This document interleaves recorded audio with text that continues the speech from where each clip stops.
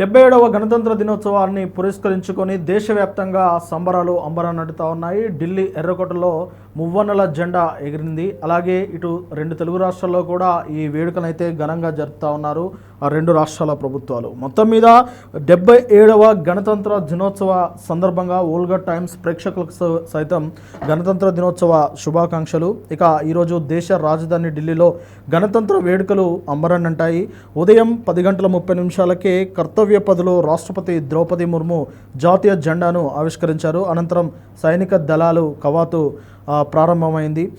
అలాగే ఆపాచిలో పాటు ప్రచండ్ తేలికపాటి హెలికాప్టర్ల విన్యాసాలు కూడా ఆకట్టుకున్నాయి. పౌరులు ధరించే దుస్తులతో అశ్విక దళం తొలిసారి ఈ పరేడ్లో పాల్గొంది. ఐరోపా సమైక్యకు చెందిన సైనిక విభాగం కూడా ప్రదర్శననిచ్చింది. దేశ అభివృద్ధి ప్రస్థానం, సాంస్కృతిక వైవిధ్యం, సైనిక బలం, ఆపరేషన్ సింధూర్లో వాడిన ప్రధాన ఆయుధ వ్యవస్థలు వంటివి ప్రత్యేక ఆకర్షణగా నిలిచాయి. ఈ వేడుకలకు యూరోపియన్ కౌన్సిల్ అధ్యక్షుడు అంటోనియో కోస్టా, ఐరోపా కమిషన్ అధ్యక్షురాలు ఉర్సులా వాన్ డెర్ లేయోన్ ముఖ్య అతిథులుగా హాజరయ్యారు. భారత ఉపరాష్ట్రపతి సిపి రాధాకృష్ణన్, ప్రధానమంత్రి నరేంద్ర మోదీతో పాటు పలువురు కేంద్ర మంత్రులు, ఇతర ప్రముఖులు పాల్గొన్నారు. ఈ వేడుకలు వీక్షించేందుకు వేలాదిగా అక్కడికి ప్రజలైతే వచ్చేశారు. అంతర్జాతీయ అంతరిక్ష కేంద్రంను ప్రదర్శించిన తొలి భారతీయుడిగా రికార్డుకెక్కిన వ్యోమగామి గ్రూప్ కెప్టెన్ శుభాంశు శుక్లాకు రాష్ట్రపతి ద్రౌపది ముర్ము అత్యున్నత శౌర్య పురస్కారం అశోక చక్రను ప్రదానం చేశారు.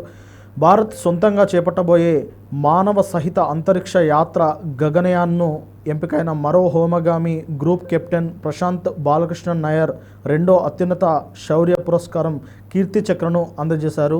అలాగే ఇటు తెలంగాణలో, ఆంధ్రప్రదేశ్లో కూడా అంతే స్థాయిలో గణతంత్ర వేడుకలైతే అంబరాన్ని అంటుతూ ఉన్నాయి. ఇక హైదరాబాద్లోని పెరేడ్ గ్రౌండ్లో ఈ కార్యక్రమం నిర్వహించారు. రాజ్యాంగం మనకు స్వేచ్ఛ, సమానత్వం ప్రసాదించిందని తెలంగాణ గవర్నర్ జిష్ణుదేవ్ శర్మ ఈ సందర్భంగా పేర్కొన్నారు.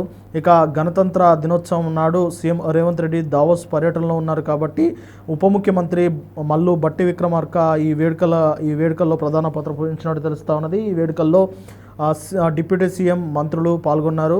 అయితే భద్రతా బలగాల నుంచి గవర్నర్ గౌరవ వందనం స్వీకరించారు. అనంతరం ఆయన మాట్లాడారు.